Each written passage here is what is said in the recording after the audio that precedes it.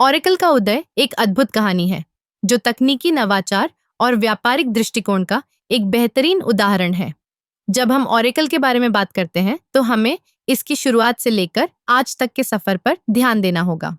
Oracle की स्थापना 1977 में लैरी एलिसन, बॉब मायर्स और ए डॉट्स ने की थी। उनका लक्ष्य था एक ऐसा डेटाबेस विकसित करना जो डेटा को प्रभावी ढंग से प्रबंधित कर सके। पहले डेटाबेस का काम करना बहुत जटिल था, लेकिन ऑरेकल ने इसे सरल बना दिया। 1980 के दशक में ऑरेकल ने अपने पहले व्यावसायिक डेटाबेस को पेश किया, जो कि एसक्यूएल पर आधारित था। एसक्यूएल यानी स्ट्रक्चर्ड क्वेरी लैंग्वेज ने डेटा को प्रबंधित करने का तरीका बदल दिया। इसने कंपनियों को अपने डेटा को आसानी से एक्सेस और प्रबंधित करने की सुविधा दी। 1990 के दशक में ऑरेकल ने अपने उत्पादों की रेंज को बढ़ाया।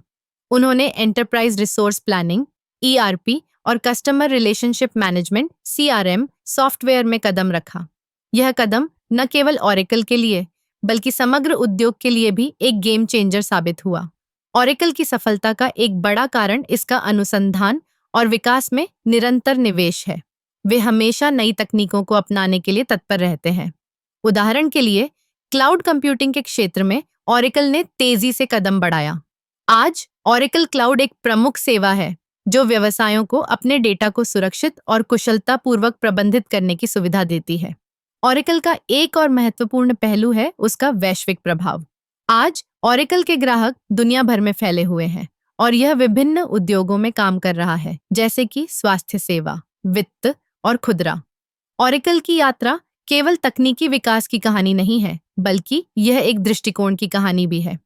यह दिखाता है कि कैसे एक छोटी सी कंपनी ने अपने नवाचार और दृढ़ता के माध्यम से वैश्विक स्तर पर एक बड़ा नाम बनाया। इसकी सफलता का एक और पहलू है इसकी सामुदायिक भागीदारी। ऑरेकल ने हमेशा अपने उपयोगकर्ताओं और डेवलपर्स के साथ मिलकर काम किया है। उनके द्वारा आयोजित किए जाने वाले इवेंट्स और सम्मेलनों में उपयोगकर्ता अपने अनुभव साझा करते हैं और नए विचारों पर चर्चा करते हैं। ऑरेकल का उदय हमें यह सिखाता है कि तकनीकी नवाचार के साथ-साथ सही दृष्टिकोण और सामुदायिक सहयोग भी उतना ही महत्वपूर्ण है। यह कहानी हमें प्रेरित करती है कि हम भी अपने क्षेत्र में नवाचार करें और आगे बढ़ें।